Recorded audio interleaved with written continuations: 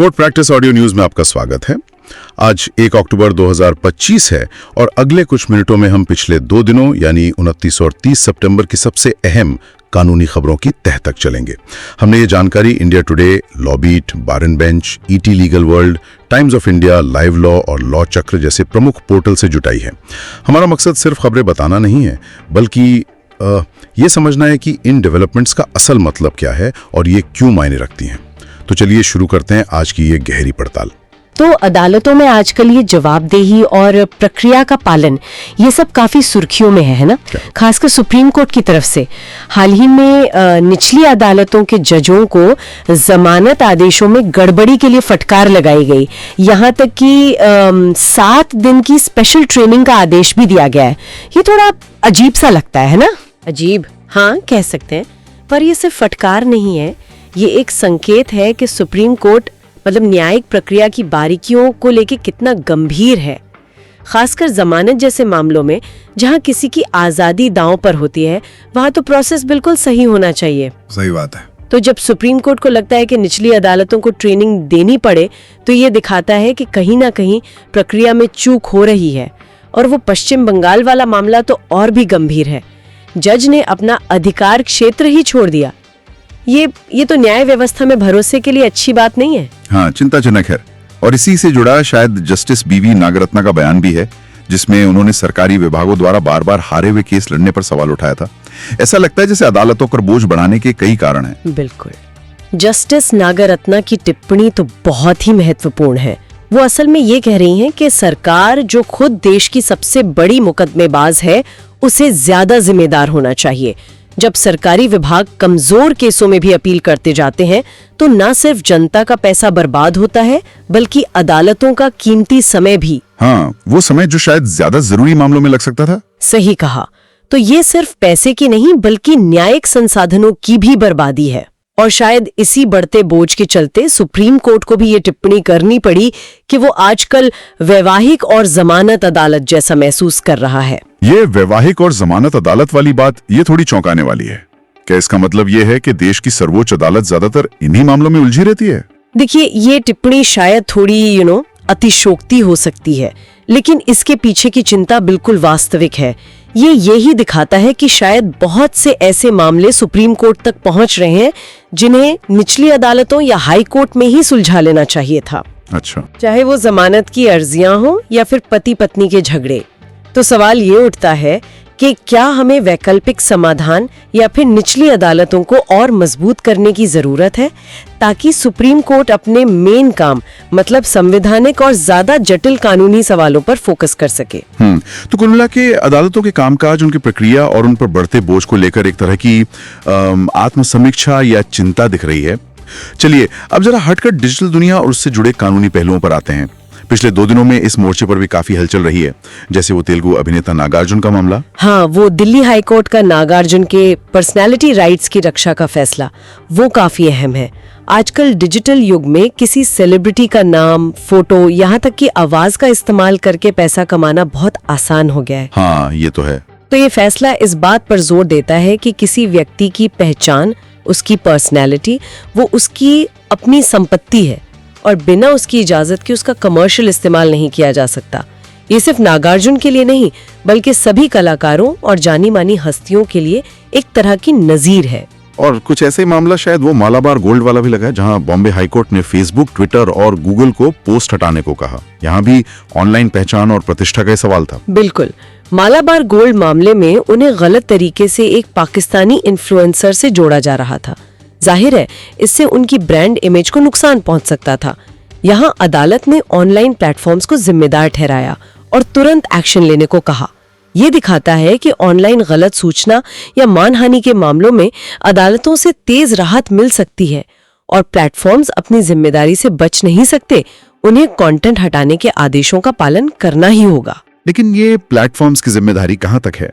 क्योंकि इलाहाबाद हाईकोर्ट ने तो शादी.com के सीईओ अनुपम मित्तल को एक मामले में राहत दी, ये कहते हुए कि प्लेटफॉर्म अपने यूजर्स के कामों के लिए जिम्मेदार नहीं है। ये थोड़ा कंफ्यूजिंग नहीं है? देखिए, ये एक बहुत ही बारीक संतुलन का मामला है। इसे इंटरमीडिएरी लायबिलिटी कहते हैं, मतलब मध्यस्थ की जिम्मेदारी।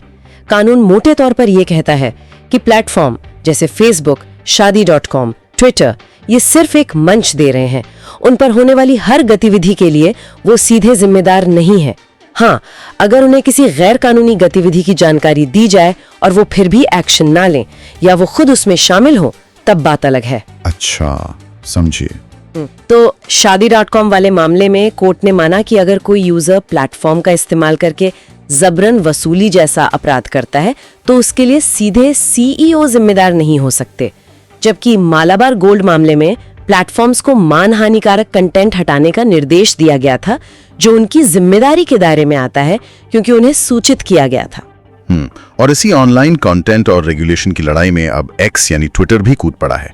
कर्नाटक हाई कोर्ट के फैसले के खिलाफ अपील कर रहा है। हाँ, एक्स का मामला ये जो सरकारी रेगुलेशन और अभिव्यक्ति की स्वतंत्रता के बीच का तनाव है उसे दिखाता है।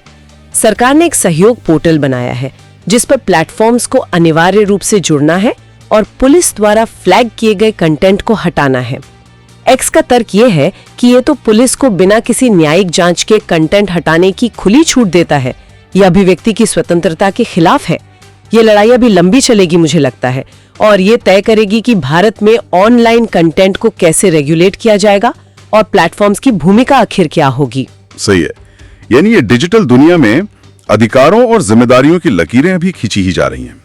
अच्छा, अब व्यक्तिगत स्वतंत्रता और राज्य की शक्तियों के बीच संतुलन वाले कुछ मामलों पर आते हैं।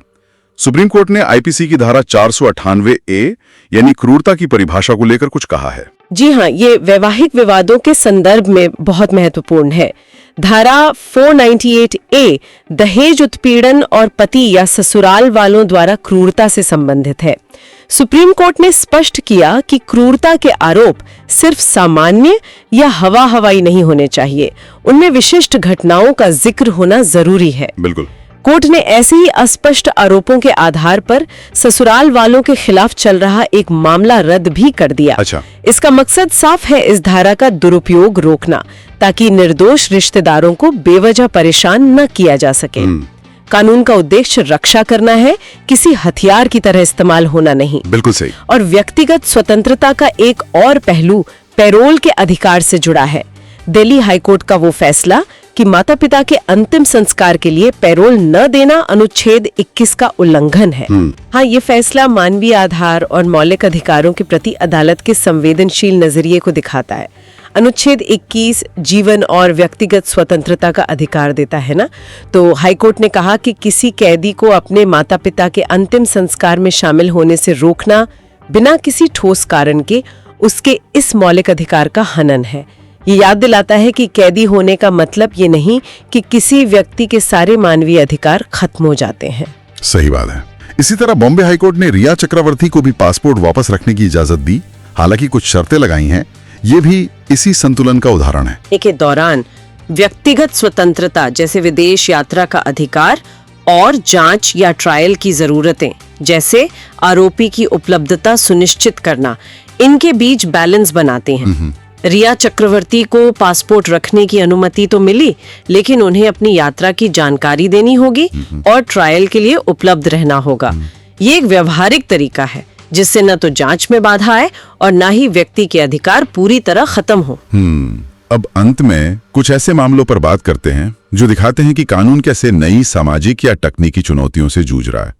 पूर्व सीजीआई यूयू ललित ने नए भारतीय न्याय संहिता BNS में बलात्कार कानूनों के लिंग तटस्थ न होने पर चिंता जताई है। हाँ, ये नए आपराधिक कानूनों को लेकर चल रही एक बहुत अहम बहस है। जस्टिस ललित का कहना है कि BNS में भी बलात्कार की परिभाषा मुख्य रूप से महिला पीड़ित पर ही केंद्रित है, जबकि सच्चाई यह है कि पुरुष या ट्रांसजेंडर व्यक्ति भी यौन हिंसा के शिकार हो सकते हैं। उनके लिए कानून में उतने स्पष्ट प्रावधान नहीं है। तो ये सवाल उठता है कि क्या हमारे यौन अपराध कानून पूरे तरह से लिंग तटस्थ मतलब जेंडर न्यूट्रल होने चाहिए ताकि सभी पीड़ितों को समान कानूनी सुरक्षा मिल सके। ये बहस अभी जारी है। और एक और मामला जो थोड़ी कानूनी अस्पष्टता दिखाता है वो समीर वानखेड़े वाला है, जिसमें वेपिंग कानूनों का जिक्र आया। हाँ, वो समीर वानखेड़े ने एक नेटफ्लिक्स सीरीज पर मानहानि का मुकदमा किया है। वो तो एक अलग कानूनी लड़ाई है, लेकिन इस मामले के बहाने भारत में वेपिंग यानी ई सिगरेट को लेकर जो कानून है उस पर भी ध्यान गया। 2019 में एक कानून बना था PCEA। इसने ई सिगरेट के उत्पादन, बिक्री, आयात, निर्यात, विज्ञापन और भंडारण पर तो रोक लगा दी थी। हाँ, रोक तो लगी थी। पर दिलचस्प बात यह है कि ये कानून ई सिगरेट पीने या उसे अपने पास रखने, मतलब पर्सनल यूज या पोजेशन को स्पष्ट रूप से अपराध नहीं बताता। ये एक तरह का ग्रे एरिया है, एक कानूनी अस्पष्टता। मतलब बेचना गैर कानूनी है, पर पीना कानून इस पर साफ तौर पर कुछ नहीं कहता। अच्छा, ये तो वाकई ग्रे एरिया है। तो हमने देखा कि कैसे अदालतें प्रक्रियात्मक सुधारों से लेकर डिजिटल अधिकारों, व्यक्तिगत स्वतंत्रता और बदलते कानूनों की चुनौतियों तक कई मोर्चों पर सक्रिय हैं। बिल्कुल, ये सारे मामले यही दिखाते हैं कि कानून कोई स्थिर चीज नहीं है। ये समाज, तकनीक और लोगों की सोच के साथ लगातार विकसित होता रहता है। हर फैसला, हर टिप्पणी, चाहे वो सुप्रीम कोर्ट की हो या हाई कोर्ट की, वो मौजूदा कानूनी ढांचे पर असर डालती है और भविष्य के लिए एक दिशा भी तय करती है। ये एक निरंतर चलने वाली प्रक्रिया है। ये बहुत अच्छा सवाल है। देखिए, न्यायिक स्वतंत्रता जरूरी है, इसमें कोई शक नहीं, लेकिन उसके साथ पारदर्शिता और जवाबदेही भी उतनी ही जरूरी है। और ये जो हालिया घटनाक्रम है, ये दिखाते हैं कि न्यायपालिका के भीतर भी इस पर मंथन चल रहा है। चाहे वो प्रक्रिया का मानकीकरण हो या संसाधनों का बेहतर इस्तेमाल या फिर नई चुनौतियों के लिए तैयार होना, सुधार एक सतत प्रक्रिया है और ये संकेत तो सकारात्मक हैं कि इन मुद्दों पर ध्यान दिया जा रहा है। बिल्कुल। तो ये थी पिछले 2 दिनों की कुछ अहम कानूनी सुर्खियां और उन पर हमारी गहरी पड़ताल। कोर्ट प्रैक्टिस ऑडियो न्यूज सुनने के लिए धन्यवाद।